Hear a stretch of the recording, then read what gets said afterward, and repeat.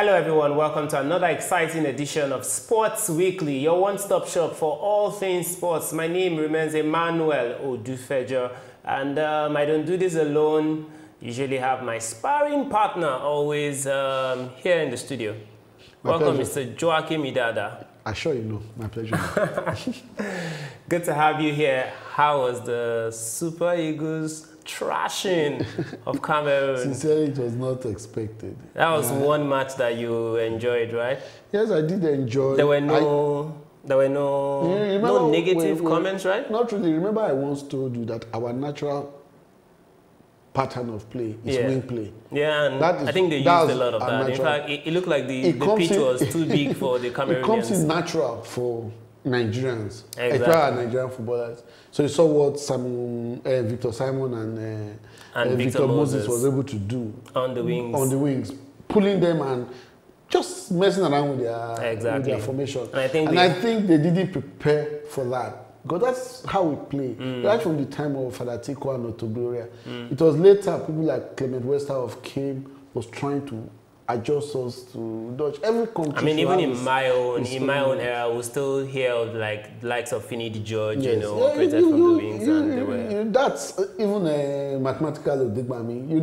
Renowned wingers that we've always Isasofoluwe. That is what we do. That is what we do. Our incredible, what's it called, Oyinbo wall. The combination of Truth Ekong and Leon Balogun. I think they did well. They were fantastic on the day. All right, we'll come back to football, but there are exciting stories coming across from other sports too, and we're going to share all that. But just before we go into that, remember this is Sports Weekly. It's an avenue where we share exciting stories from sports in general, but with a lot of African perspective. All right, let's start from the world of boxing, where we hear that Nigerian-British Anthony Joshua he is eventually selected his next fight, basically. You know how because Vladimir Klitschko, took an early retirement, maybe out of fear of fighting Joshua, I don't know. But then Joshua has to fight someone. Yeah. So, and in fact, I think he had a deadline of November for him to pick someone. So basically,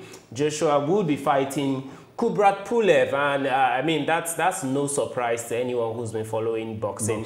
So Anthony Joshua will fight Kubrat Pulev on the 28th of October at the Principality Stadium in Cardiff. So this is news for boxing lovers or lovers of boxing.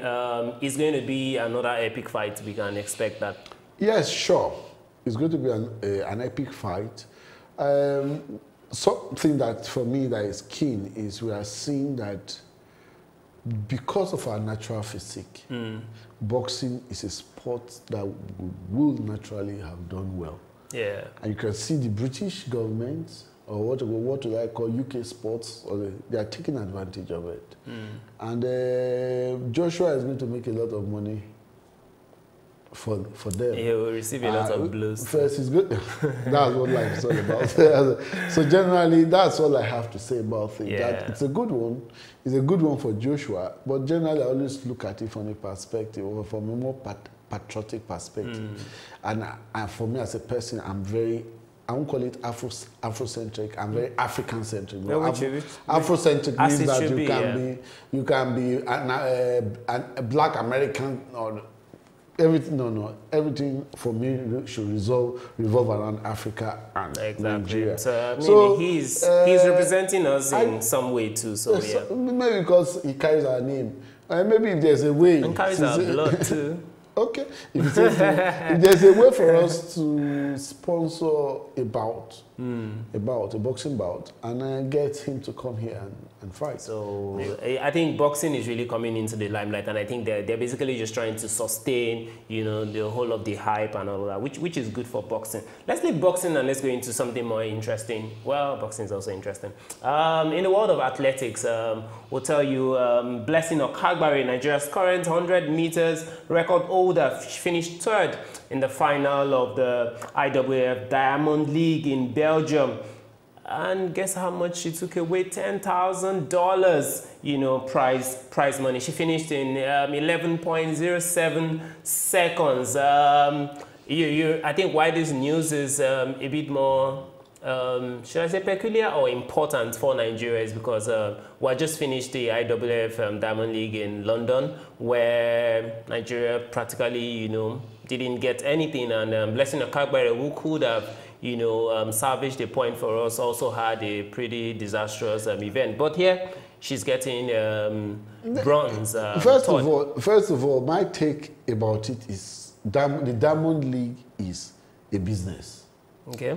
For me, it's the business of athletics. Well, like all tournaments or all sports, yeah. It's a business, and so generally, and it's a professional, somehow a semi-professional, a professional event where it's almost they only invite the very, very best. Okay. Blessing Okagbare has proven that when it comes to athletics, she's well rated and she's pulling her weight.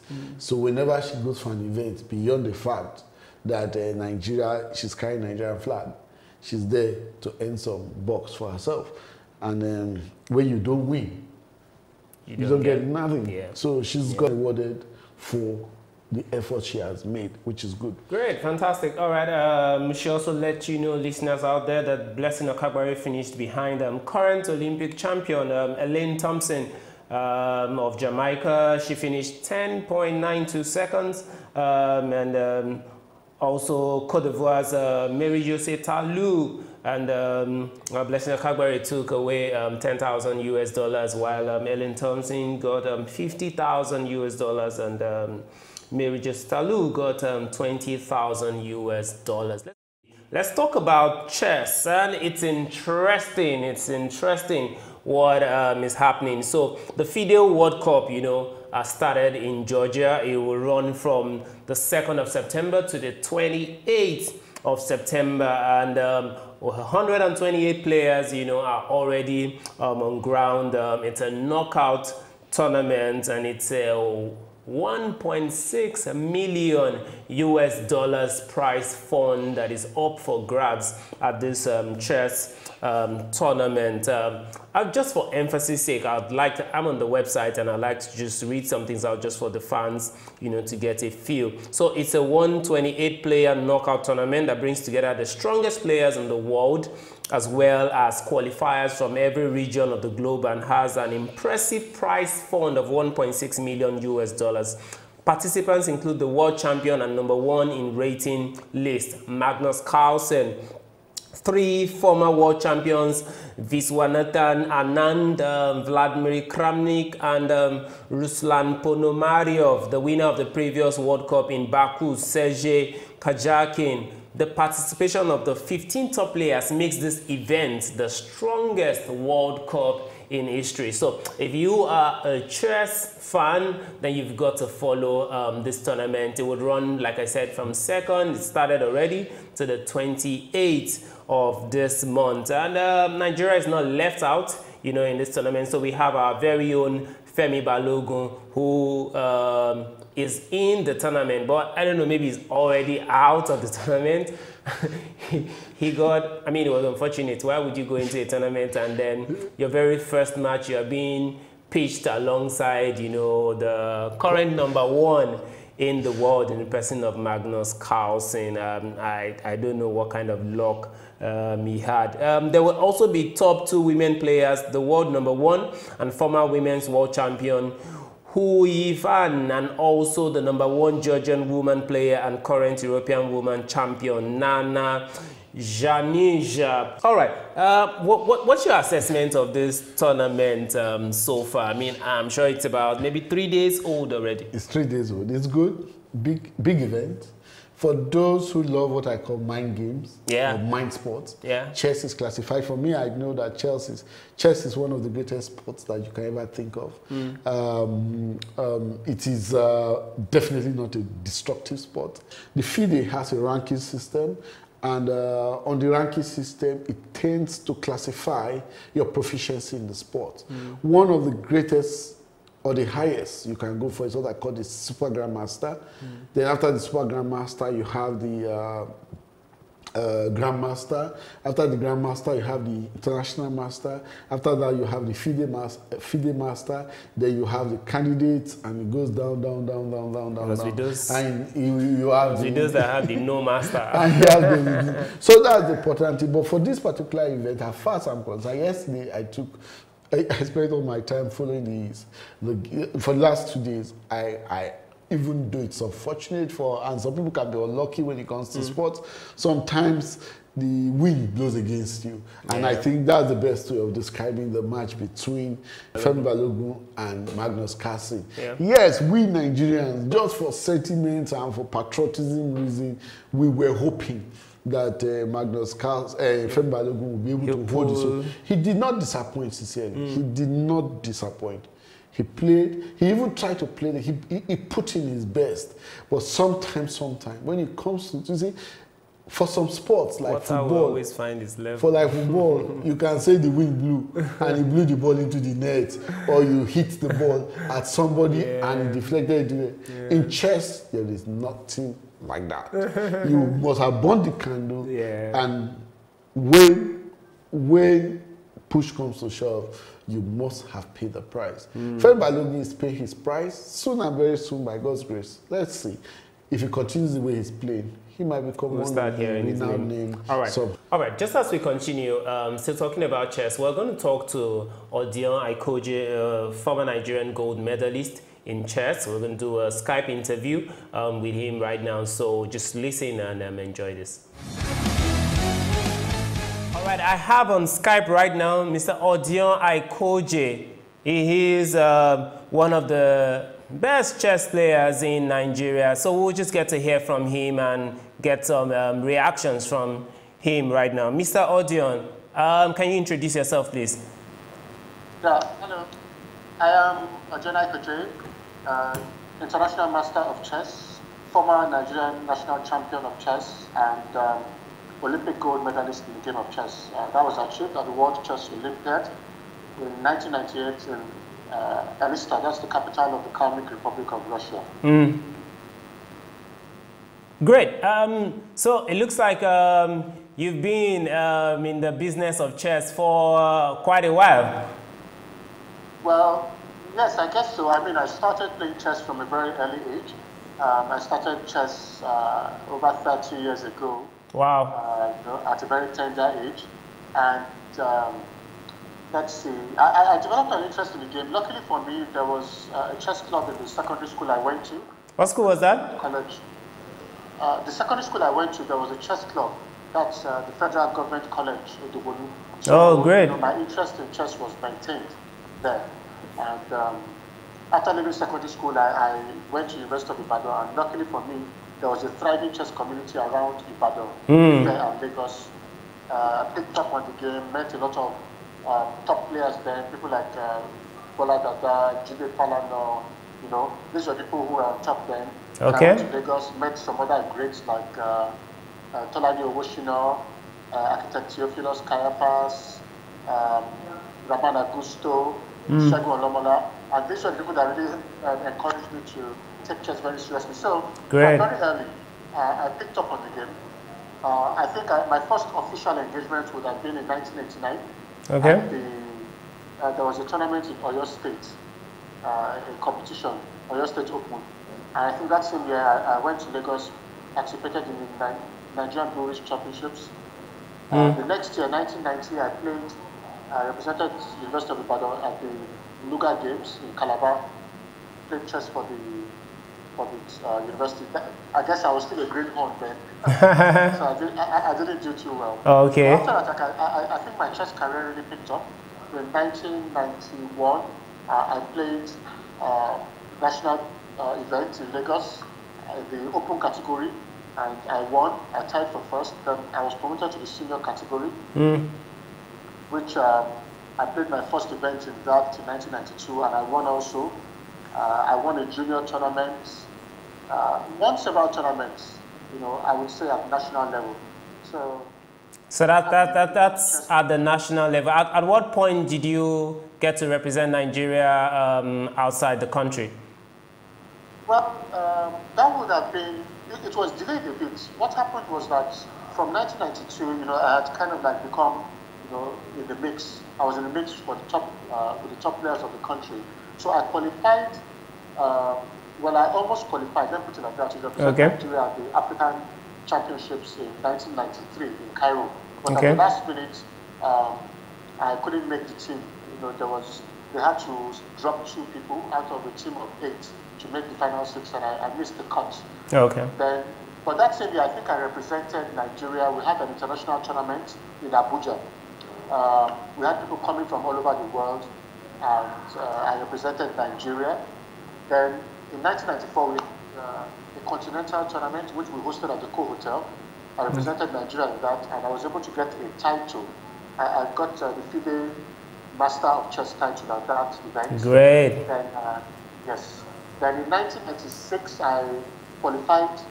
Sorry, in 1994, I qualified to represent Nigeria at the World Chess Olympiad in Moscow, but due to visa issues, I missed the trip. Unfortunately, in 1996, the same thing happened. I qualified to represent Nigeria at the World Chess Olympiad in Yerevan, Armenia, but the team could not travel due to logistics. Wow. So we've always been having this logistics problem for a while.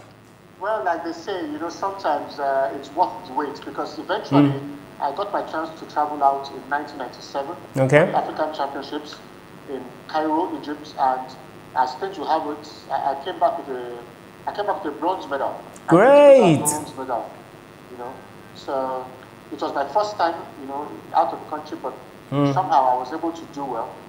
And then in 1998, that was the real pinnacle, because qualified for the Olympiad yet again, and this time the team was able to travel.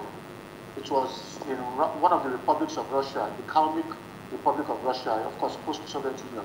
And as things will have it, I went there and I won an individual gold medal on second board. Great. It was unprecedented. Great. I think that was the first time and the only time somebody from sub-Saharan Africa has been able to achieve that feat at the World Chess Olympiad. I mean, that was me toe-to-toe with all the top. It was quite exciting. Fantastic. I think you've had great experience and achievement in the world of chess. Well, what are you doing right now? Are you still actively involved in chess? Well, not really. I took a break from chess in, I think, 2007. Between 1998 and 2007, I kind of like played I played a lot of chess.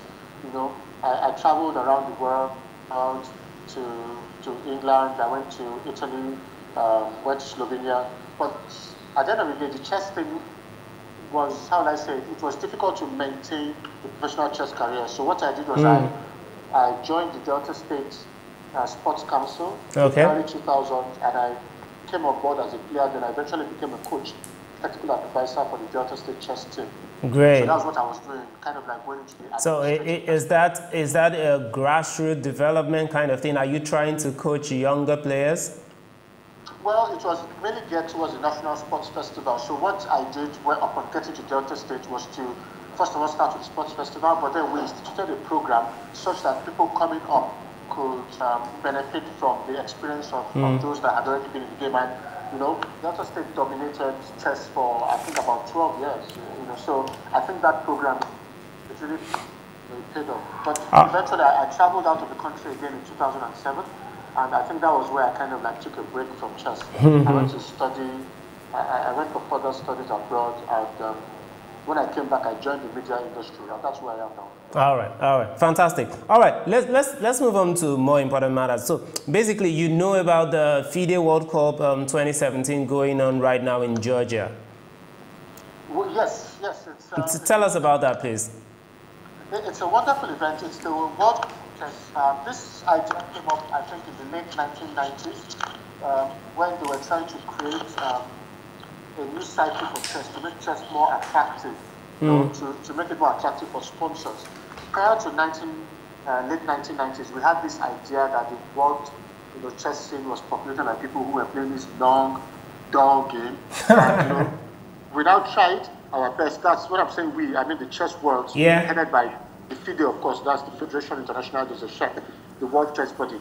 So chess was actually included as a demonstration event in the 2000 Sydney Olympics. But one of the things that came out from that demonstration event was, I think they said it was not exciting enough. That's why it was not taken as a proper event in the General Olympics. Okay. So chess still maintains its own 2-year Olympiad, but it's not yet a scoring sport in the main Olympics, which we are trying to get it into. So let me ask this. Let me ask this. So when you say chess isn't an exciting sport, do you think chess players are exciting people? I mean, people who play chess, are they exciting people, or are they kind of just, yeah, the brains, book boy, that's just pretty... It's like so many things in that, perception is very different from reality. Yeah. So the perception, like I said, of chess, it's because of the number of hours that we use to play competitive games. So, for example, at the international level, you would expect a game to last for a minimum of 5, okay, not a minimum, a maximum of 5 hours. And for the really top games, they can last up to 7 hours, and sometimes you have adjournments. So the perception is that if people are sitting down, just facing one another for about 5, 6, 7 hours. So that's why. That's why we try to introduce, like the shorter version. Exactly. The blitz. And this is what the World Federation tried to do with the World Cup. In late 1990, they said, okay, they would do like a World Cup and make it at faster time controls. Make it short games, make it knockout formats, make it exciting, and have prize money at every stage. So I think it was held in 1999 in Las Vegas. That was the venue to launch this new event. And it was wonderful. You had 100 people coming around, knockout events, 128 to 64 to 32, and it was fantastic. So that was the idea behind this World Cup of chess, and it's been sustained up to today. Great. So I know that for the FIDE World Cup 2017, there are about 128 players that will be participating there, and reports say that this is about the strongest World Cup because of the level of participation. I mean, the biggest players in chess are going to be there. Well, what do you make of that? Well, this is a natural direction to take for the chess world. That's in terms of harmonization. Now, when this event started way back in '99, what happened was like the more traditional players felt that by participating in a knockout event at shorter time controls, it would take away from the pure essence of the game. So you didn't have a lot of the top players participating from 1999 because, it's like you can imagine, the World Cup of football, and the people going to play a knockout football event. They might feel that the event is not what they want, but I think they'll be made to understand that it's all for the popularization of the game. Exactly. So over time, the top players have now decided to participate. That's why up to 2017 now, we now have the world champion participating in this knockout event. Before now, the world champion did not participate in such a knockout event. So that's why this year's event is a landmark one. Exactly. And talking about landmark, $1.6 million US prize fund for the winner for this. Is that also landmark, or is that normal in chess? Well, I guess it's been increasing. The advantage in a World Cup is that before now, it was only like the top maybe 1% or 2% of chess players worldwide who were able to play for big prize funds. So now you have a lot more people. It's kind of like something like you see in tennis now, where even when you lose at the first round, you can get as much as $50,000. Exactly. So that's the idea. The idea is to make sure there is enough to go around. So it's not so much about a prize for the winner, but it's to make sure that everybody participating. So the people who lose in the first round get €6,000. And the next round, you get €10,000 and so on, up all the way to the eventual winner. So it's a very good development for the game. I think it's something important. Okay, let's bring it home now. Talking about Nigeria's participation, Femi Balogun is representing Nigeria, and I heard in his very first match he was pitched against the best currently, Magnus Carlsen. Is that his name? Yes. So this thing about chess, the way chess is played normally, most tournaments are played in what you call a Swiss system. Now, the way the Swiss system works is this. What you do is that you have the top players playing against the lowest ranked players. The idea again is like, I would say it's like tennis also, because you have your seed from number 1 to maybe number 32 or whatever, or 24, and then they play against the bottom-ranked players. The idea is that the top players don't get to meet until the final stage. Exactly. I think it's the same in all sports, yeah. Yeah, so our player, Femi Balogun, who did very well, you know, because of his ranking, because of the fact that his rating globally is among the lowest, well, probably the lowest in the World Cup. So he was paired against the highest rated player who happened to be the world champion. So you could say it was just about mission impossible for Femi in the first round. But he acquitted himself well. Great. Are there other Nigerian chess players that are making the waves around the world?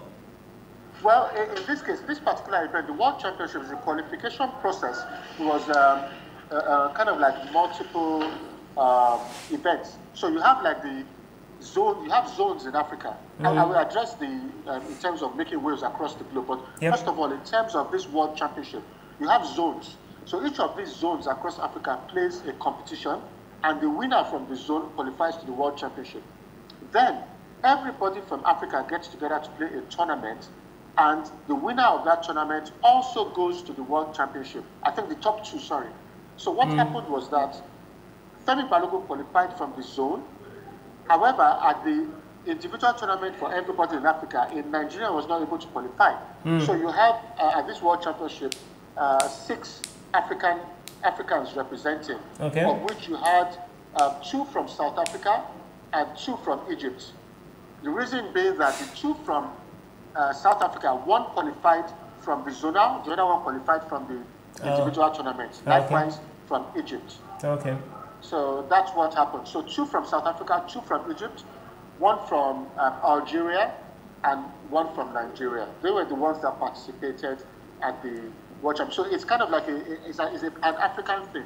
However, from the Nigerian perspective, we have a player, Daniel Anwuli. He's a very promising young player. He made waves recently. He played, I think, the Millionaire Tournament in the United States of America, and he did very well. He got to the elimination stages, defeated a couple of top grandmasters. He also played very well, I think, in the Middle East. We have Oladapo Adu, who is currently back in Nigeria, but he's also done very well on the international circuit. But we don't really have a lot of representation. I think that's a question of logistics and the Nigerian factor.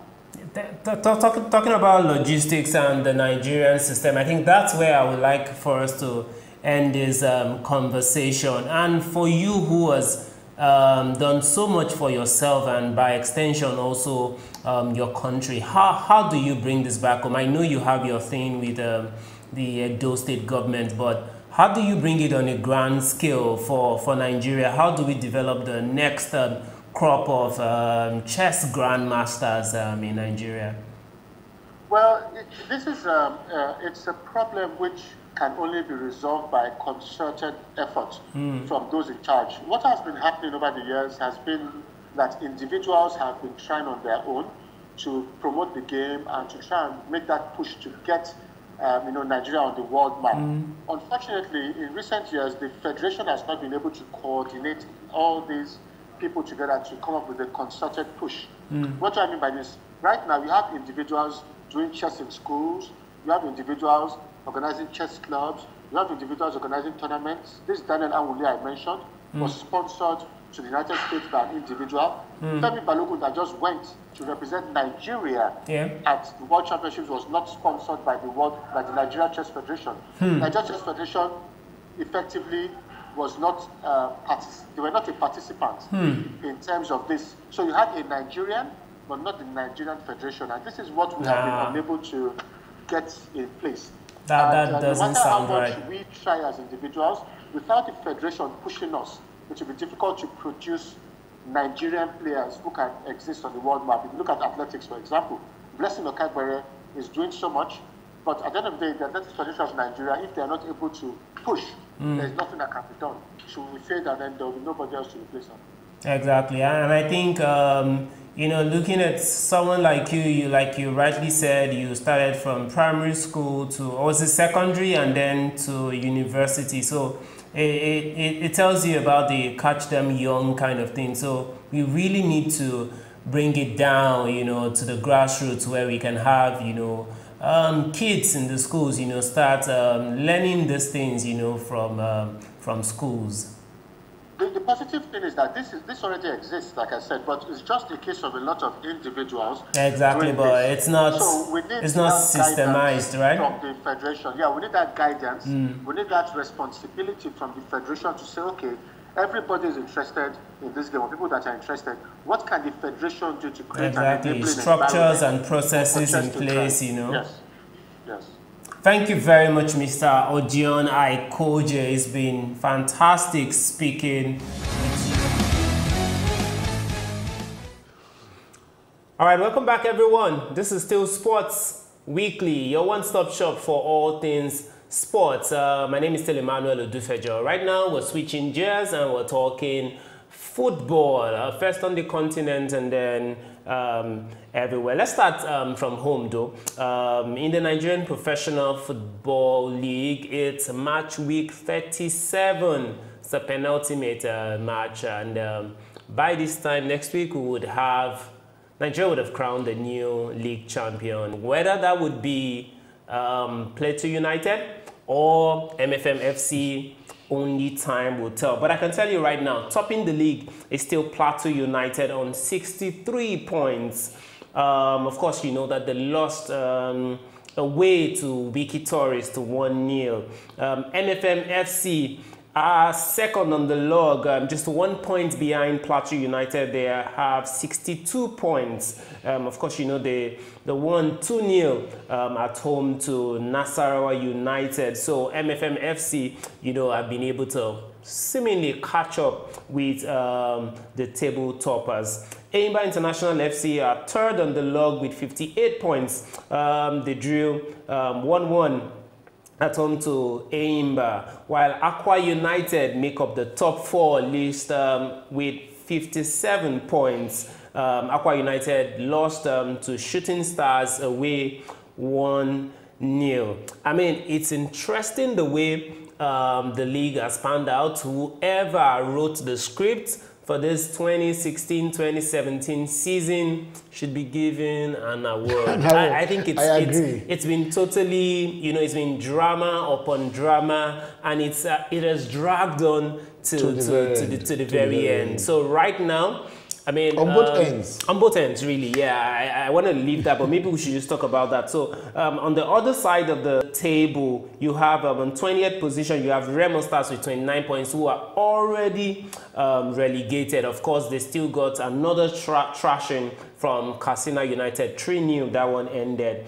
19th position is Gombe United on 43 points, who are also confirmed relegated. So basically, Gombe United and Remo Stars are both relegated into the Nigerian National League. Now, where it even gets more interesting is that from the 11th position, which is Rivers United on 52 points, to 18. So that's 11th, 12th, 13th, 14th, 15th, 16th, 17th, 18th. 18th has ABS of Ilorin. They're on 49 points.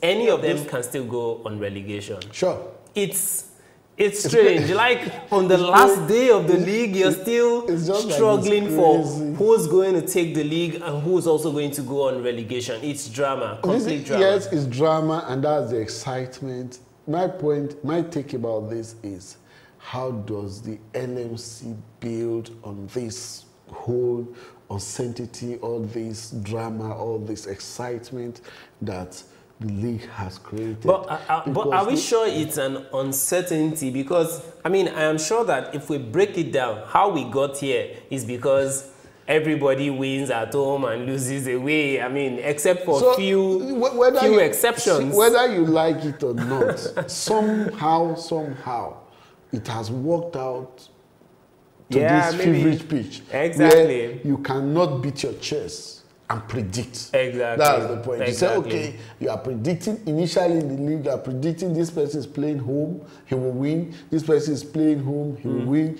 But now you've got into the end. Whether you are playing home, whether you are not playing home. If you say it's difficult to predict, it might be easy to predict based on the fact that there have been more home wins, yes, and less away wins. There have also been more home goals and less away goals. So based on that, let me just chip this in just so you can help what you want to say. So on the last day of the league, Plateau United will be facing, that's also funny, they'll be facing the club they are trying to dethrone. Yes. So they'll be facing Enugu Rangers. And I think Enugu Rangers, if they're not careful, they are playing at home. Plateau United is playing at home, yes, while MFMFC will be facing El Kanemi Warriors away. You see, that's so the based point. on that, so you can easily say Plateau United will win, MFM will lose. Are you sure? Okay. You see, that's why when judging we talk by away what and has home, gone on so far. What has gone on. As far as I'm concerned, there's so much lessons to learn from what has happened. Like you have said, what is the implication of all of these home wins and away losses? Yeah. What is the implication? I think there is need for us to sit down scientifically, cross the T's, and let us understand that is it soccer or football they are playing, or is it some form of thuggery, intimidation, all of those coming to play? I think it's soccer. It's football. So if it's soccer, beautiful if football. If it's beautiful football, it's good for the highlights good are for all always of us. sweet to watch. Some of those penalties are very, very funny penalties, very dodgy penalties. So was it last week or the week before where you had out of 13 goals, but 9 of them were penalties. So that's the point. Now this is Nigeria. This is Nigeria. And secondly, let us understand the implication that after the league comes the continental features. Now, for some people to have played pranks to help you enter the continental. Nobody's going to play. Nobody's going to help you there. So here goes the trouble. Whether it's MFN, whether it's Plateau United, whether anyone, you go into the continental. And that is where we always have our problem. That is the true test of what has happened during the league. And that is why we have not done well at the continental level. Well, talking about continental tickets, of course, the top 4 are probably, I think, already cast in concrete. What can just change is whether you're going first or second. But the top 4 definitely: Plateau United, MFMFC, Imba International, and Akwa United will be representing Nigeria on the in the CAF Champions League. Plateau United, they've been the bright star. You know, they've been very consistent in the league. MFM are even, maybe brighter because this time last year, they were battling relegation. Yeah. They were battling relegation. Somebody went to think. And that is the beauty about it. And like I kept on repeating, for me, I feel excited that a religious body can sponsor a football club. There are so many religious bodies in Nigeria. So is that a template for them to copy? Sure do. Sure do. The Catholic Church should have a football club. The Catholic Church are the biggest Christian body in this. Odion and our Islam, all of them, they should all have clubs. So even if care is not taken, what will have be done? Even the religious bodies can go on and set up their own league.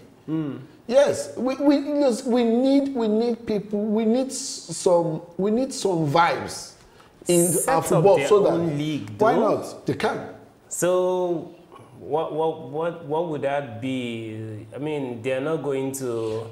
But this is the point. This is the point. Right now, what we are witnessing a situation where clubs run by states who are not properly managed, who are using state funds, because at the end, we should not, like in chess, everything is connected. Everything, all the pieces on the board are connected. So we need some cleaning up in our soccer. But we cannot clean up the way it is because somehow many of the state governments will not allow their football to run privately. So then we need to set up a more privately run league So when we have a more privately run league, all of a sudden you will now be surprised that the much sought after funding that we are looking for when it comes to football, development and all these things can come out. And with that, we can go out like how Nigerians are going to South Africa to play professionally. We can have foreigners coming to Nigeria to play professionally. The long and short of it, we should remember, globally, sports have become a business. Football is a business, and we cannot run it as if we are just joking. Playing around. All right. So basically, in the MPFL, we're going into the last match week 38. And plenty, to look out for. There's still the battle between the first and the second, Plateau United and MFM FC. Who takes the league? At the end of the day, your guess is as good as mine. There's also the battle, between third place and fourth place. That would be Aqua Enyimba International versus Aqua United. There's still a mathematical chance. There's just 1 point separating both of them, so there can still be some displacements happening there. And also, who joins Gombe United and Remo Stars? Who joins them into relegation into the NNL?